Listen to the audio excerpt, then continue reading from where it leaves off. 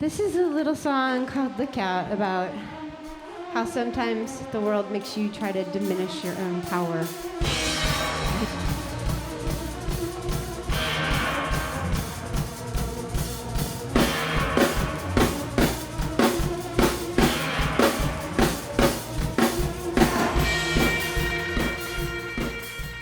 So please welcome Rashida Jones. Hello.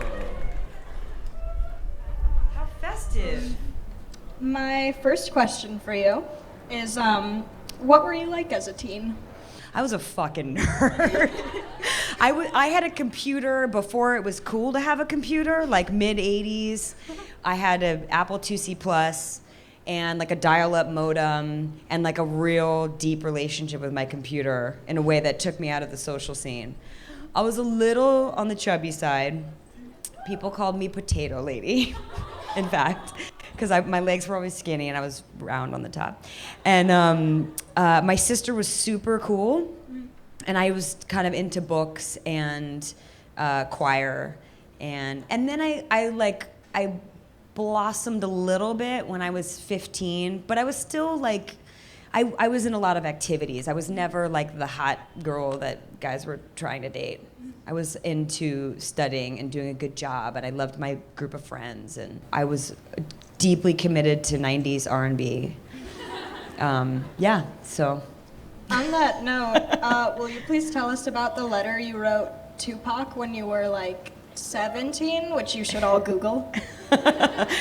Yeah, Tupac had given an interview in the Source magazine that was pretty upsetting about black and white families and how races shouldn't mix. It was like an incendiary interview, which he often was. Like there was so much good and bad about Tupac. At the time, though, for me, it was only bad. So I wrote a letter. I cursed a lot in the letter. Typed in a typewriter, used some whiteout, like retyped it, like sent it with a stamp to the Source magazine, and they printed it. And weirdly, it was like the beginning of like a relationship with my family and Tupac that I didn't know was going to start a relationship. I thought it was going to end a relationship because my sister ended up dating him, which was hilarious because it was like my dad was like, you could date anybody but Tupac. And then of course she dated Tupac. But anyway, we ended up making up. He apologized. He was friends with our family, and I got to know him and the good and the bad. What do you feel are the differences in expressing yourself through acting versus writing? Ooh, so different.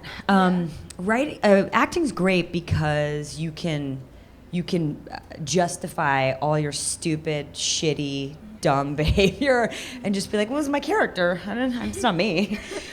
Writing is very revealing, as I feel like you probably know. Where like you can't blame anybody else. If they don't like it, it's your fault. Does writing a part for yourself, like in Celeste and Jesse Forever, make you more or less likely to kind of put a character in unflattering or embarrassing positions? More likely. For me, I wanted to be able to play something that had a little bit more color and a character that was frankly unlikable. The movie was always going to be a movie about a breakup.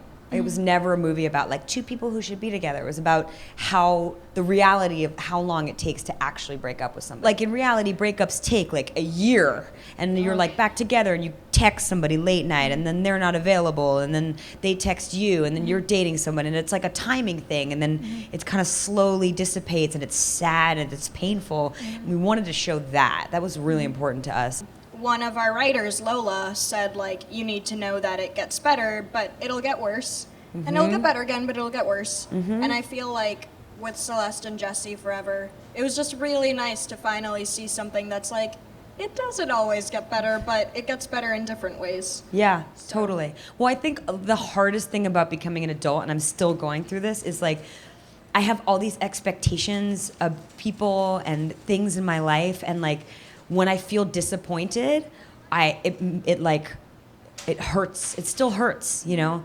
And I think in a way that's really good, because then you learn how to rely on yourself and the things that are constant in a way that you never could before. Because like when you have an idol, you're like, oh my God, I think that person is so amazing. And then you find out they're like horrible or whatever. You're like, oh right, because the reason I think that person is amazing is because they're reflecting something amazing in me, you know? And that's, you can have ownership over that. So that's still like a constant lesson for me. I feel like it's a big thing realizing like how much of your feelings about other people or external things are really just a reflection of you. Mm-hmm. And I guess there's just not enough stuff that tells you that. No. And it's nice that you're telling us that. Yeah. That's a big one though. Like I still have to tell myself that every day. Like when you love someone, you're the one who's doing the loving. Like you're the person who's great enough to give that love. It's not about that other person. Yeah. You could love a tree trunk. You should love a tree trunk. Question. Thank you guys so much. Thank you. I need to know how I can get a floral headband. Really important to me. Miss Jones! Miss Jones! Can we give that to you?